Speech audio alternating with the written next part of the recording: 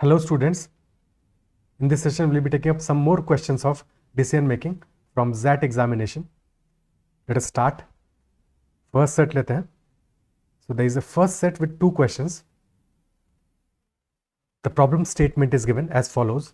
Ramesh, the owner of an auto component manufacturing company in Sanand, had just returned after attending the funeral of his employee Pankaj Kumar, who had died of cancer at the age of 35. Pankaj was a hard-working and sincere employee with impeccable performance. Okay. With impeccable performance record, Pankaj was the sole bread earner for his family with negligible savings and was survived by his wife and two school-going children. His wife will get around 8 lakh rupees accrued to Pankaj as social security benefit. So that will be given to his wife. That is already accrued to Pankaj as social security benefit, so that will be given to his wife. Fine. A large number of employees wanted the organization to employ Pankaj's wife on compassionate grounds so that she could support her family. Okay. Though Ramesh was sympathetic to the demand, he was sympathetic, but he realized that this could set a precedence where the organization will have to provide jobs for everyone with similar conditions in the future. In fact, only recently Ramesh had refused a request for a job to the daughter of an employee who had died a few months before he was to retire. So he's already refused a few months back job to the daughter of an employee who expired a few months back of his retirement. So if he does what the large number of employees are thinking of, that might set a precedence which he would have to follow for everyone in the future. Okay, so Ramesh has formed a committee instead to look into the matter, and the committee came up with the following suggestions. There are 5 suggestions. First suggestion is create a fund to take care of immediate family expenses. Second, finance the school and college going education of his children. Third, sponsor the vocational education of his wife and subsequently help her find a job. Fourth, purchase insurance for all the family members. And fifth, request all employees of the organization to contribute towards the welfare of the family. So we have to weigh in all the options, all the given suggestions, and then decide accordingly. Pause the video and try to solve it. Question हमसे क्या कह रहा है? Which of the following options from the above suggestions will be the most sustainable for Pankaj's family? So what we have to do? We do not have to just select one of them or two of them. Instead, we have to select those which will be most sustainable. Sustainable मतलब क्या? लंबे समय के लिए जिनका benefit होगा, long term में, which will benefit the family of Pankaj. We do not have to think of short term benefits, but instead long term benefits. That is very clear, and instead that is giving us the hint. अगर हम properly question को पढ़ते हैं तो हमें समझ में आ गया कि हमें क्या करना है. जो भी शॉर्ट टर्म में बेनिफिट करेंगे वो इंपॉर्टेंट नहीं है. इंपॉर्टेंट वो है जो कि लॉन्ग टर्म में पंकज की फैमिली को बेनिफिट करें, लॉन्ग रन में उसको बेनिफिट करें. सजेशन नंबर 1 है create a fund to take care of immediate family expenses. That is for immediate family expenses. पहली चीज तो ये है कि creating such a fund will be a costly affair. And secondly जो हमारा ऑप्शन है हमें चाहिए वो क्या होना चाहिए? मोस्ट सस्टेनेबल होना चाहिए. But that is only about talking about immediate family expenses. But long run में क्या? This has no long term goal, only short term goal. So this is not our valid suggestion. Second suggestion is finance the school and college education of his children. Of course, the children are school going, and if the school and college education of the children is financed in that way, they will sooner or later be capable of handling their own expenses.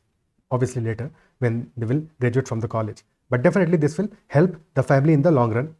So yes, this will help for years and ultimately the children will be capable themselves. So this seems like a good option. Suggestion number 3, sponsor the vocational education of his wife and subsequently help her find a job. So suggestion 3 क्या कह रहा है? Instead of giving her job in the same company, what can be done? The vocational education of the wife can be sponsored. That way she will be employable and then she could be helped in finding a job. So this also seems very reasonable and also helps in the long run and makes her self-sustained, isn't it? So she can sustain herself, she can take care of the expenses that way. Option number 4 is purchase insurance for all the family members. Purchasing insurance will not help them much. Or secondly, this is a private affair. This is not something, ये उनका अपना मामला है, उससे क्या benefit होगा उनके day to day expenses का या सस्टेनेबिलिटी का, isn't it so? So this is not something which will help them at all. Option 4. Not help them the way the company wants to, the way the employees wants to. And option number 5, suggestion number 5 is request all employees of the organization to contribute towards the welfare of the family. Now employees ने ही तो कहा था कि भैया company तो करता धरता the Ramesh should do something, isn't it so? So instead पूरा कमेटी का रिकमेंडेशन क्या हो कि भाई सारे के सारे एम्प्लॉयज़ ही एफर्ट करें. So no, that is also not going to help much. Also long run में कितना बेनिफिट करेगा we do not know. So options 2 and 3, suggestion 2 and 3 are most sustainable in terms of long run benefit, long run advantage. तो definitely हमारा answer होगा option B. Is this clear? ठीक है, so we'll go with option B, suggestion number 2 and 3. Next question. Next question is Ramesh along with senior managers, same situation, पीछे वाला पूरा story था. Ramesh along with senior managers was in the process of designing a policy to deal with such issues in the future. So now he wants to deal with such issues कि आगे कभी कोई ऐसा issue आता है तो हम क्या करेंगे, इस केस में क्या करना चाहिए हमें. So इसके लिए he is trying to design a policy.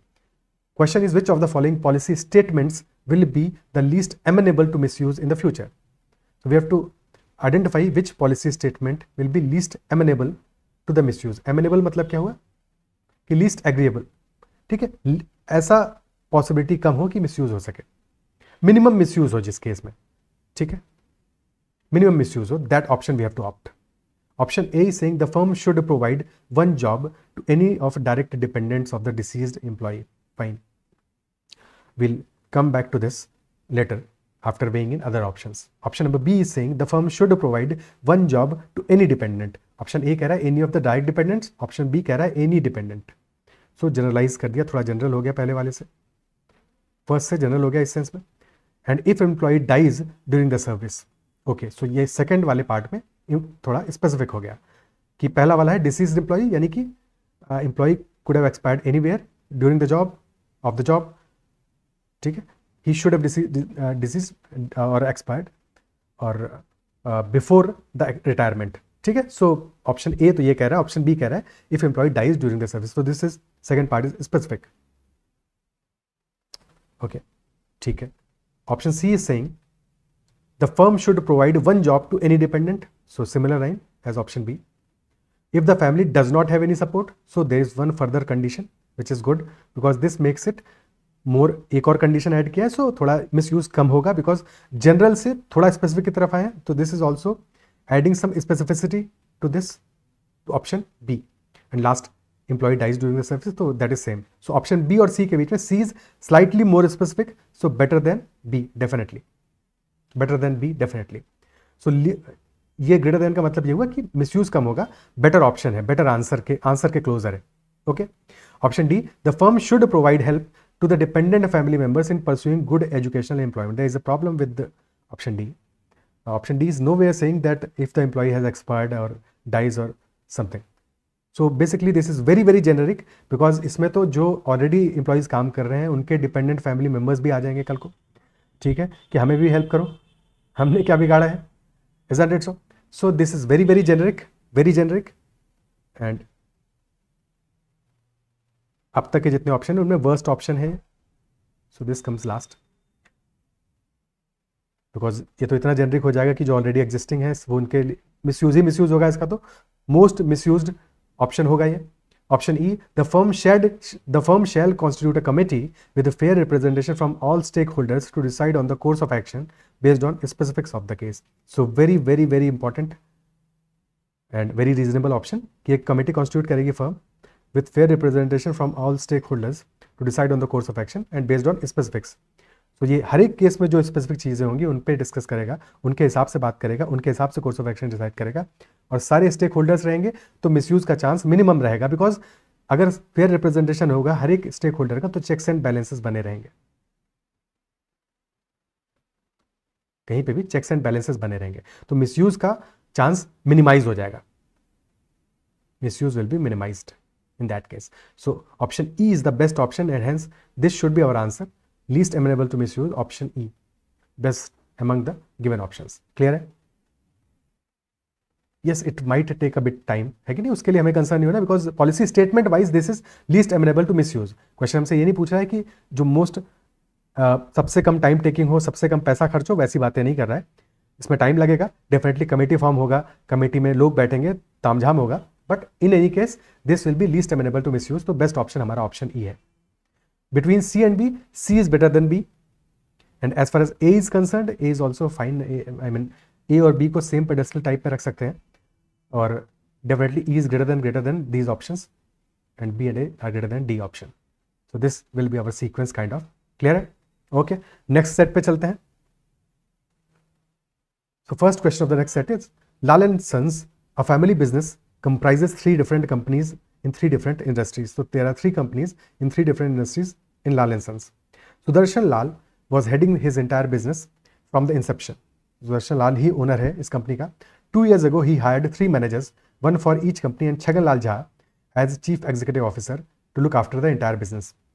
So 2 years ago he hired 3 managers. Fine. These 3 managers are reporting to the CEO.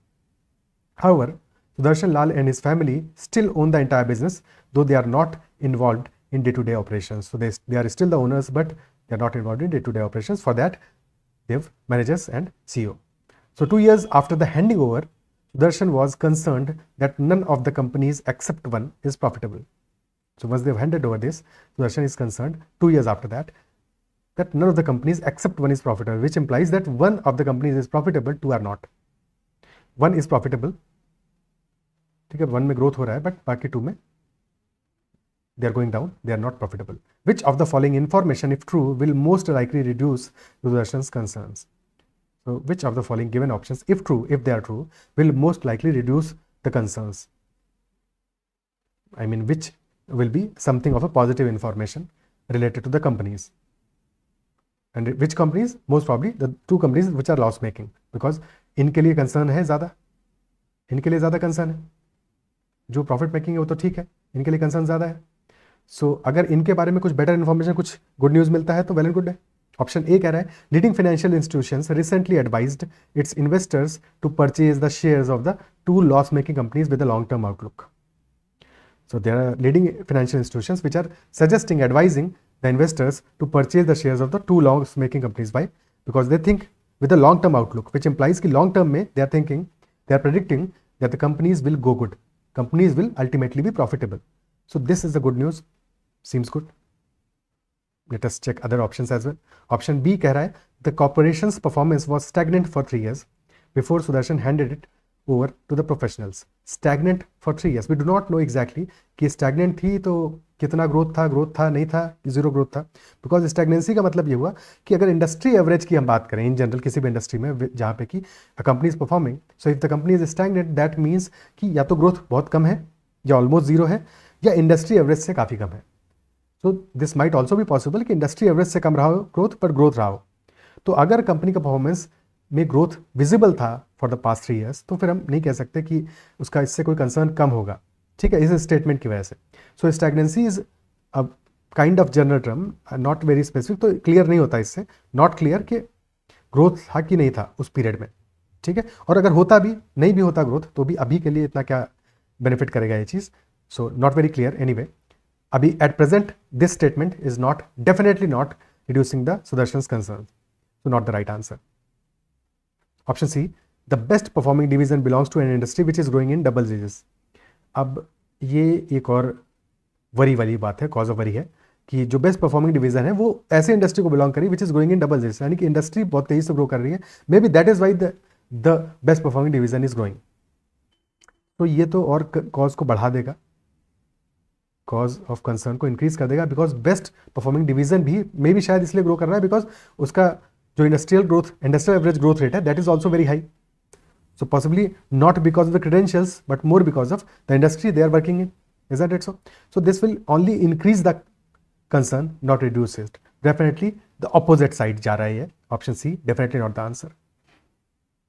Concern को बढ़ाना है, कम करना है, बढ़ाना नहीं है. ठीक है, और concern है इन 2 कंपनीज के लिए, और ऑप्शन सी तो हमारा इसके लिए भी कंसर्न किया जा रहा है. So definitely not the answer. Option D, people holding senior positions have been replaced 2 years ago by the fresh and young talent. Completely irrelevant. Don't make any sense. 2 साल पहले, if people holding senior positions have been replaced, so what does that imply for the concerns for the companies? क्या किया उन्होंने 2 साल में भाई? आ गए fresh और यंग टैलेंट, पर किया क्या उन्होंने? कंपनीज तो लॉस मेकिंग ही है ना. So does not make any point whatsoever. So definitely wrong answer. Option E, the rate at which employees are leaving the best performing division is higher than the industry average. Now this is another cause of concern rather than being a relief. This is a cause of concern. और किस company के बारे में है? Best performing division के लिए है. वहां पे जो एट्रिशन रेट है, एम्प्लॉइज जो लीव कर रहे हैं, that is higher than industry average. So that is very high. Attrition rate is very high. So another cause of worry. और कॉज वहां पे है जहां पे कि कॉज ऑफ वरी नहीं था. So this is also going in the opposite direction. तो C और E तो उल्टी गंगा बहा रहे हैं, ऑपोजिट डायरेक्शन में जा रहे हैं, यानी कि वरी बढ़ा रहे हैं. ये वरी बढ़ा रहे हैं. बढ़ाने के लिए पूछा होता तो ये अच्छे आंसर होते, बट हमें तो वरी कम करनी है ना. So this is not the right answer. ठीक है, तो C और E तो डेफिनेटली रॉन्ग है. B, D ऑलरेडी रॉन्ग है. A के बारे में बात किया था. A is in the right direction. Leading financial institutions ने कहा है कि लॉन्ग टर्म आउटलुक में these companies are loss making companies are good credentials हैं इनके. प्रेडिक्शन किया है कि लॉन्ग टर्म में ये बेनिफिट करेंगी, ग्रोथ में जाएंगी, क्योंकि तभी उन्होंने एडवाइस किया होगा इन्वेस्टर्स को कि परचेज करो शेयर्स को. Isn't it so? डुबाने के लिए तो नहीं करेंगे. लीडिंग फाइनेंशियल इंस्टीट्यूशंस हैं. ठीक है, कोई स्कैम वाली कंपनीज थोड़ी हैं.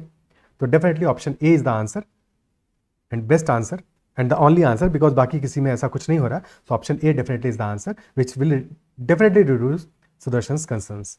क्लियर? ओके, नेक्स्ट क्वेश्चन पे चलते हैं. नेक्स्ट क्वेश्चन में इनिशियल इन्फॉर्मेशन ऊपर का सेम ही है, बाकी आगे की बात कर रहा है. Some of the senior employees who left Lal and sons in recent past have complained to Sudarshan that the long cherished values of the organisation such as respect for elders, job security etcetera are being compromised. तो some of the senior officers who have left Lal and sons, उनका complain ये है कि long cherished values जो company की हैं, which are respect for elders and job security, these are the two values which are being talked about, and they are saying that these values are being compromised. So now they are not there, they are compromised. Two values being talked about are respect for elders and job security. Fine. Now the question statement is saying which of the following options, if true, will indicate to Sudarshan that the employees are misleading him. So we have to identify such an option which will indicate to Sudarshan that the employees are misleading him. यानी कि option हमें बताना चाहिए that somehow जो employees कह रहे हैं और जो एक्चुअल में हो रहा है, they are at contradiction. Mislead कर रहे हैं यानी कि कॉन्ट्रडिक्शन होगा कहीं ना कहीं पे. दोनों चीजें एक साथ मेल नहीं खानी चाहिए, कुछ डिफरेंट होना चाहिए, कुछ ऑपोजिट होना चाहिए जो एम्प्लॉइज कह रहे हैं उससे. ठीक है, ऑप्शंस को चेक करते हैं. Option number 1 is saying, option number A is saying the replaced employees have been average performers for many years. Fine, average performers रहे वो, but that is not the reason, sufficient reason for them to mislead. नहीं कह सकते इससे कुछ भी हम, ये सिर्फ उनकी परफॉर्मेंस के बारे में बताता है. This is not connecting the dots, isn't it so? ठीक, तो not the answer. Don't seem like an answer. Option B, when senior employees were assigned to lead challenging but critical positions in the organization, they resigned. Okay, seems good. I mean, seems that the difference कि उनको challenging और critical position दिया गया, they resigned. Fine. So let us hold this, will discuss it, but first go through other options. Option C is saying the senior employees were replaced by people below them and not from outside the organisation. तो senior employees को उनके below काम करने वाले लोगों से replace कर दिया गया and not from the outside the organisation. Okay, let us hold this one as well. Option D, the replaced senior employees had only 4 more years of service and were not compensated for the premature termination. ठीक है, 4 more years of service was remaining and they were not compensated. Fine, so maybe they may be disgruntled, but still mislead कर रहे हैं नहीं कर रहे हैं, we cannot know, we do not know. इससे कुछ पता तो नहीं चलता ना. disgruntled हो सकते हैं, dissatisfied हो सकते हैं, but that's fine. mislead करने का कोई यहाँ पे reason नहीं दिया है, तो this is also not the probable answer. Option E, the number of senior employees voluntarily leaving this organization is lower than the industry average. Okay, so this is throwing some statistics at our face कि senior employees जो कि leave कर रहे हैं voluntarily इस organization को, they are much lower than the industry average. They are lower than the industry average. But that does not से कि जो लीव कर रहे हैं या जो senior employees those who contacted Sudarshan could be misleading him, we do not know. So option E is also not the answer. Now let us go back to option B and C. Option B हमारा कह रहा है senior employees were assigned to lead challenging but critical positions. So they were assigned challenging but critical positions, यानी कि important positions पे, respected positions पे उनको assign किया गया था. Isn't it so? Basically they were saying that respect for elders is missing now, and this option is saying that they were given respectable jobs, cherished jobs, critical jobs, challenging jobs, so important jobs उनको दिया गया है, उनको assign किया गया, which is in contrast to the given statement by the employees. तो ये पहली चीज है. दूसरा बात कि they resigned, so they were not thrown out but rather they themselves resigned. और कब रिजाइन किया उन्होंने? जब उनको रिस्पेक्टेबल एक चैलेंजिंग जॉब दिया गया. So both the statements, I mean both the parts of the option B are in contradiction to the statement made by the senior employees की रिस्पेक्ट फॉर एल्डर्स नहीं है, जॉब सिक्योरिटी नहीं है, जबकि actual में दोनों चीजें ऑप्शन बी में दिख रही हैं. Both of them are there. Job security is also there because they themselves resigned, उनको जॉब से निकाला गया. दूसरी बात यह कि respect for elders were also there because they were assigned the challenging positions, the critical positions, they were there to lead, they were given those jobs but they themselves resigned. और option C को check करते हैं. Option C कह रहा है senior employees were replaced by people below. Option C opposite बात कह रहा है, यानी जस्टिफाई कर रहा है एक्चुअल में उन बातों को जो सीनियर एम्प्लॉइज क्लेम कर रहे हैं. This is justifying claim of senior employees, claim of senior employees SE. ठीक है, कि उन्होंने कहा है कि भैया रिस्पेक्ट फॉर एल्डर्स कम हो गया, तो ये कह रहा है कि they were replaced by people below them and not from outside. तो डेफिनेटली ये जस्टिफाई कर रहा है उनको. ऑप्शन सी जस्टिफाई कर रहा है. ऑप्शन बी हमारा आंसर होगा बिकॉज हमें वो आंसर बताना है जिसके हिसाब से कि the senior employees are misleading Sudarshan. Clear है? Option B will be our answer for this case. Next question पे चलते हैं. Next question is saying Chhagan Lal Jha the CEO was certain that someone in his leadership team was leaking information to Sudarshan Lal well before Chhagan Lal communicated. तो छगन लाल झा को पक्का पता है, certain है, उसको ऐसा चांस नहीं है, सर्टेन है, he certain that someone in the leadership team is leaking information to Sudarshan Lal. कैसे सर्टेन है? That we do not know और ना ही कंसर्न है, but we are sure as per the statement that he certain कि कोई तो है, कुछ तो गड़बड़ है दया. ठीक है, तो someone in the leadership team is leaking the information. So given the following options how best should Chhagan Lal Jha respond to the situation. तो कौन सा बेस्ट ऑप्शन हो सकता है जिसके according Chhagan Lal Jha should respond to the situation? तो क्या करना चाहिए छगन लाल झा को in such a situation? He should respond to the right person.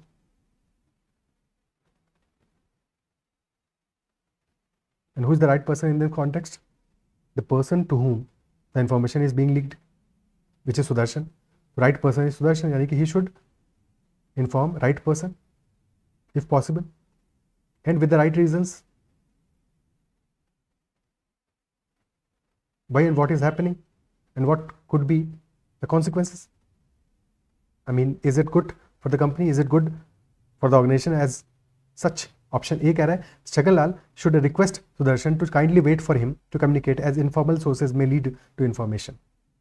So in the option A, he is responding to the right person, he is discussing with the right person, he is requesting the right person that kindly wait for Chhagan Lal Jha to communicate because informal sources may lead to misinformation. So right person, right reasons. So option A checks both points. Good option.